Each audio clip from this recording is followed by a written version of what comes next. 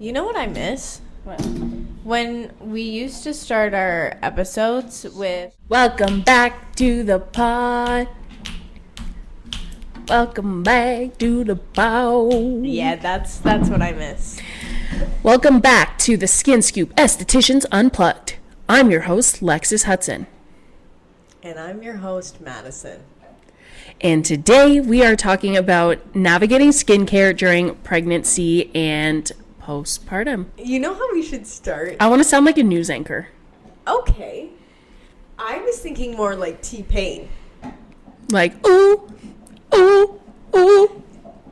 Or like, I'm gonna buy you a drink. No, when he's like, welcome back to Nevermore Radio. This is Nevermore Radio Live. It's your boy T-Pain. We love Rap music. That's how I think we should start. I'm dead. I'm dead. Word, but I think that would be so good. I'm dead. Anyway. Any haters? Today we are diving into a topic that's both exciting and overwhelming: skincare during pregnancy and postpartum. It's crazy because I've never experienced it, but I know that my girlies go through it because your hormones are all over the place and your skin is going through a lot of changes. So we're going to break down what's safe, what's not, how to keep your glow intact, whether it's from pregnancy or the right products. Yeah. Get into it. Starting with skincare during pregnancy. We have a lot of hormonal shifts at this point. So estrogen and progesterone levels are going to spike, which is going to result in increased oil production, which is why lots of people experience pregnancy acne, skin sensitivity, or melasma. Melasma is considered, they call it the pregnancy mask. Yeah. It's not necessarily just from pregnancy, it's from a hormonal imbalance, but a lot of people do get it during pregnancy. One client messaged me who had just had her baby, and she has these crazy deep cystic pimples, and she's like, I call them the Big Dipper. And I'm like, girl, I'm so sorry. Yeah. But yeah, lots of changes are happening.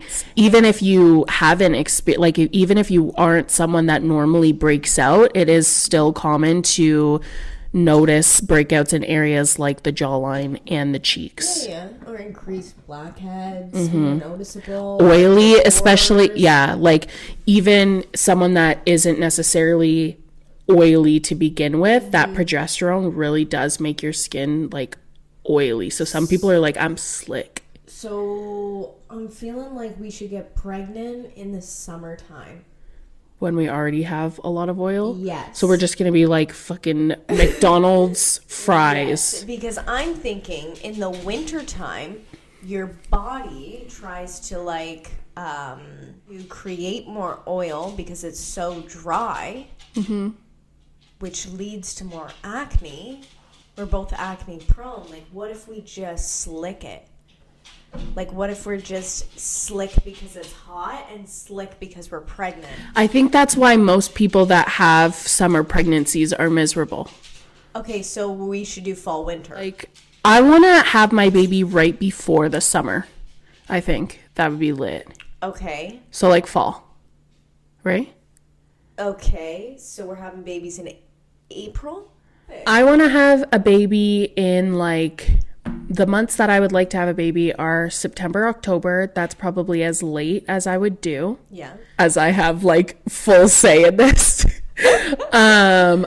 January, February, March. Really? You would have an Aquarius baby? I would, yeah. Wow, good for you. I know. Strong. Yeah. You're strong. Yeah. June. I like June. August. What is June sign? Cancer. Oh, I like June. Yeah. Kyle's a Cancer. Yeah. I'm okay with like Virgos. Yeah, Virgo. Leos are alright. Debatable. Yeah. I mean, Sagittarius? basically, I just don't, I don't want to have a Sagittarius. I don't want to have an Aries. I don't want to have a Gemini.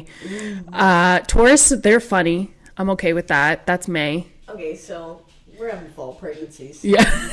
Anyways, let me know what your baby's sign is. Yeah, that's our question of the day. Yeah, so Which we kind of touched on. yeah, besides acne and melasma, obviously a big thing is stretch marks and dry and itchy skin. I would say those are the most common concerns. Yeah. Acne, melasma, stretch marks, dry and itchy skin. Let's talk about skincare products, do's and don'ts. We're going to discuss ingredients to avoid. I'm really bad for this because I would still use a lot of these ingredients if I was pregnant. So I always tell my patients to contact their doctor or talk to their OB about ingredients and whether or not they can use them or not. But anyway, ingredients that we tell. Let's just avoid. let's start with just products that in general we say to avoid. Yes. And then we'll go into why we would say we would use them still. Okay, sounds good. So you want me to just list them all? Yeah. Okay. Ingredients to avoid.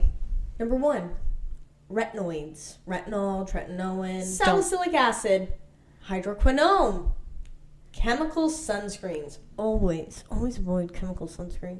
So, do you want to tell us why you would still potentially use retinoids during pregnancy?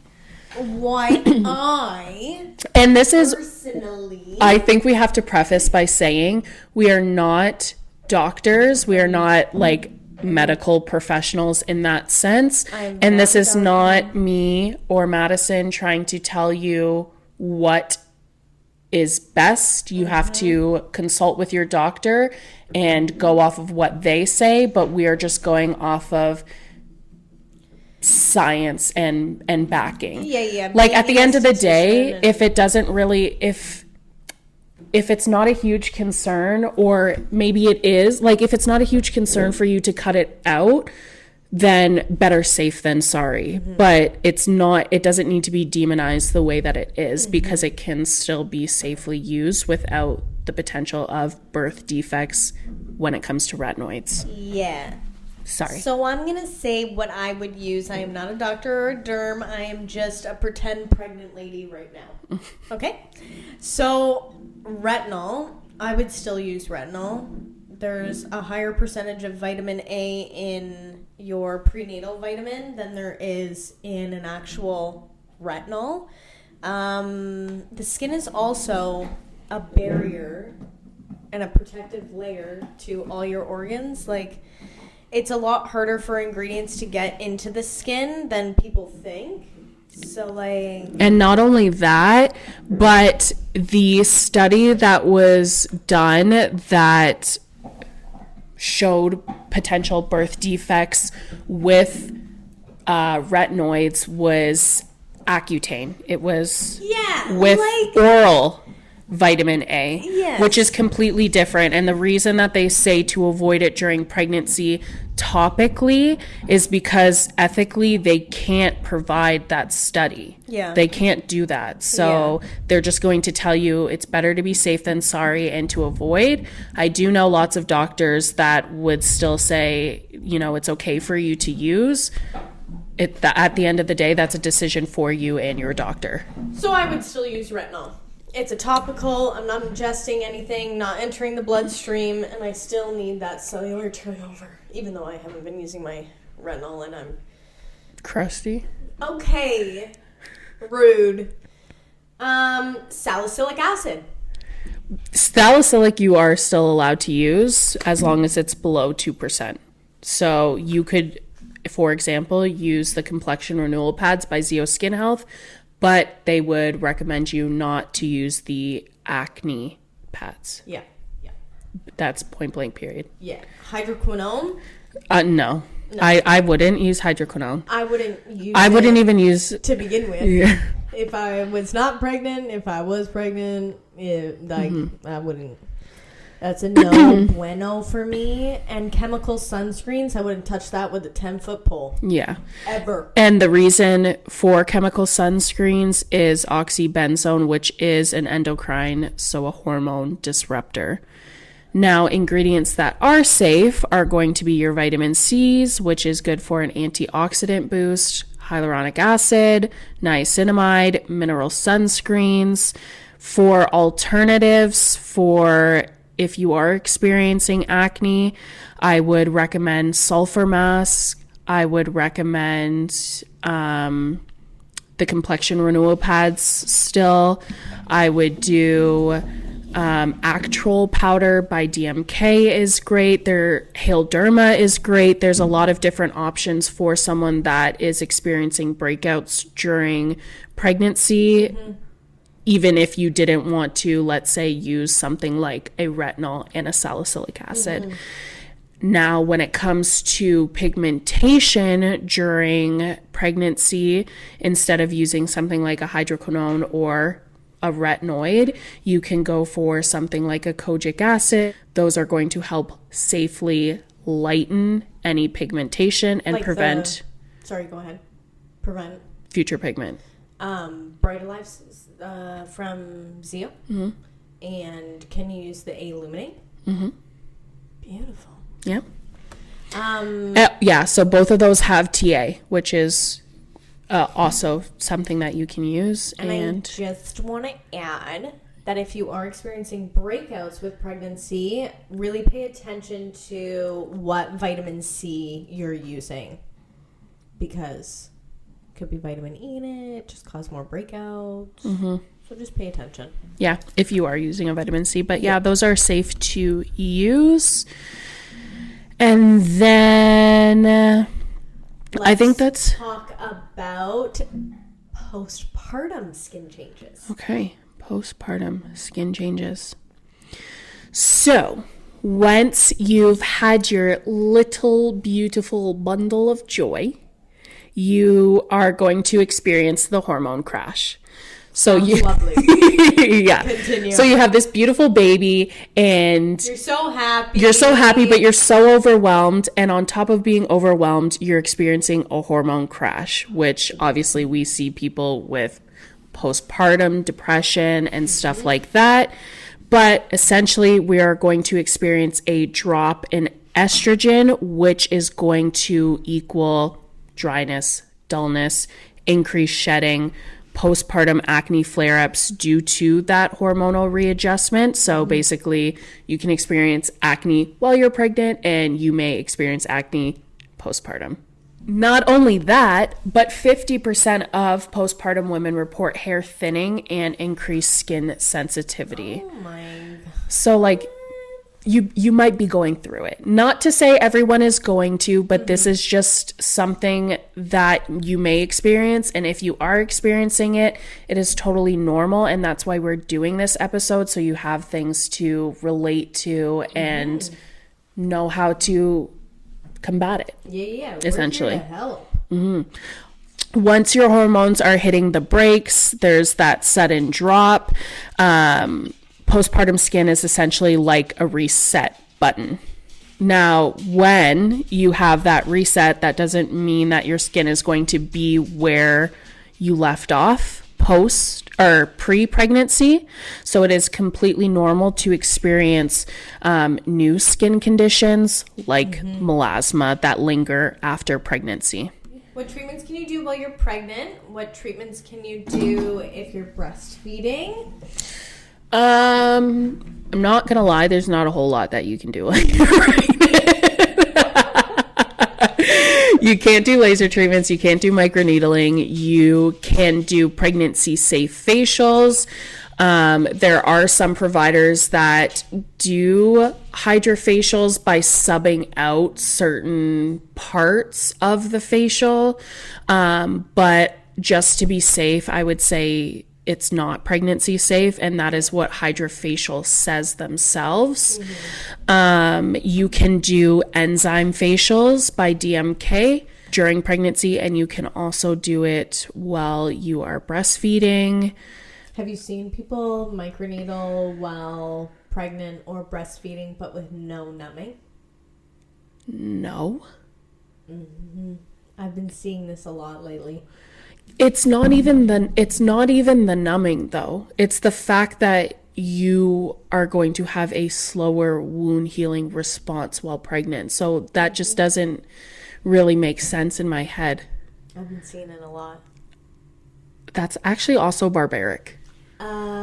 Very barbaric. Are you kidding me? I can't. Never would I ever microneedle my face without numbing. That's sick. I want laughing gas while I'm doing anything. Oh yeah, we used to have Pronox, and when we first brought on Pronox, we all like tried it to see what it was like. It's fucking lit. So basically all you can do is pregnancy safe facials. Pregnancy safe facials, DMK enzyme facials. Yeah, that's all I'm touching you with. And you could do lymphatic drainage. Yeah, you can. I would add that to like my pregnancy safe facial. Mm-hmm. Yeah. You can do red light therapy. Yeah, that's in the pregnancy safe facial. No, but I'm just saying, like, people need to know. Just because you know what's in a pregnancy safe facial doesn't mean other people know. That's the point of this episode. You're right. I've had a glass of wine. Yeah, there are lots of things that you can do. Yeah, lymphatic but like drainage, red light therapy, very, very smart. No injectables.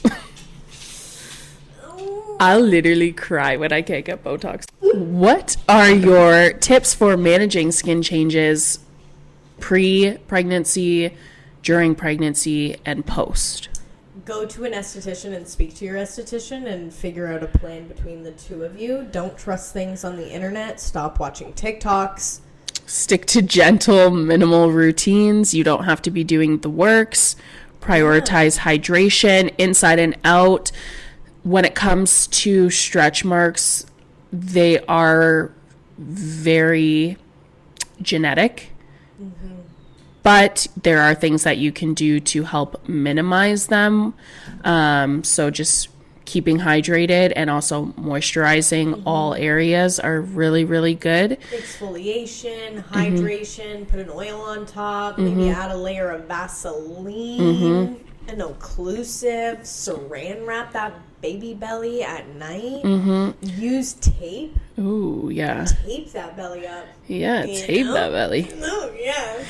Use sunscreen and don't skip your professional advice. Yeah. Yes. Do you have anything else to add? What are you going to name your child? I'll just pull up my list here and just... You have a list? Of course. I've had a list since I was like literally in probably like 5th grade. Oh my gosh. I just decided last year that I wanted kids. But it was only because I played Sims all the time. So, okay. So I really like the name Zen. I think it is so cute and it's different. That's the thing. I like different names, but I don't want it to be crazy where they're going to get bullied, which that might be borderline. But like my name's Lexus, my brother's name is Maddox, and my sister's name is Asia with a Z. They're unique names, but they're not like Apple. You know what I mean? Yeah, I know what you mean. I feel like Zen is really my vibe, you know? Are you going to put my name as their middle name? No. I'm not going to be involved at all? Maybe. I like the name Aspen. It's so funny. Oh, I love that name. Yeah, beautiful. But then I'm in this group on Facebook and they said, well, having ass in the name is just setting your kid up for failure. And I was like, true that. But I love that name and I love it for a boy. Cute. Aspen for a boy. Yeah. Cute. Zen is also a boy name. Funny, I have the name Silas on here. Yeah. Wow. I haven't looked at this list in forever. I've always loved the name Remy for a girl. Love it. I love Brooks for a boy. Cute. Like that just gives me such like preppy little boy vibes. Like so cute. Such a white name. Brooks. He's going to be 75% white. Oh my god. Yeah. Only 25% of black in him. Oh my god. Yeah. Mostly I have boy names. I think I will have a really hard time naming a girl. Yeah, it's going to be Madison. No. What are you going to name your kid? Haven't picked any. What names do you like? I have not picked any. Okay. I just decided last year Okay. that I wanted 12 kids. 12? Every time I talk to you, you add some. Last time it was 4. Oh, and then it went up to 6. And now it's 12. Now it's like 12. It completely doubled. Yeah. Like I was thinking like a choir of children, for the compound. Yeah, that's a starting line. Yeah. Wow. I think that would be great for the compound. How do you think you're going to trek them around? How are you going to feed 12 mouths? I haven't gotten that far yet. But I think I'll be on mat leave for a very long time. You think? It might be fun. No? We're not down? That sounds awful. 6? Even 6 sounds not great. I don't think my body can birth 6 babies. Max I would do is 4. I would do 4 kids. Okay. I'll do 4. Like, I would love to have 4, but Kyle says only if I win the lottery. And truthfully, like, 4 is a crowd. Like 4 sounds great in theory until 1, no peace. Your house is destroyed. You have 0 time for yourself. So thank you for joining the Skin Scoop Aestheticians Unplugged. I hope you learned something about pregnancy, post-pregnancy. Let's get into the question of the day. Question of the day is... If you've been pregnant, what was the biggest skin change you noticed? If not, which skincare myths surprised you today? And it doesn't even have to be like what skin, like if you broke out or something. Like some people are like, my nipples are so big. You know what I mean? Yeah. Like I want to know what happened. Yeah. I need to prepare myself mentally. So tell me what you experienced when you were pregnant. Yeah, I want to know. I need to know if it's worth it. Oh, God. Okay. Just down the rabbit hole. We're going down, and we're going down hard. We are crashing. I hope you guys learned something today. Thanks for joining us on this beautiful Monday. Like, comment, subscribe. Share. Bye. Ooh. Bye. Ooh. Bye. They all sounded the exact same.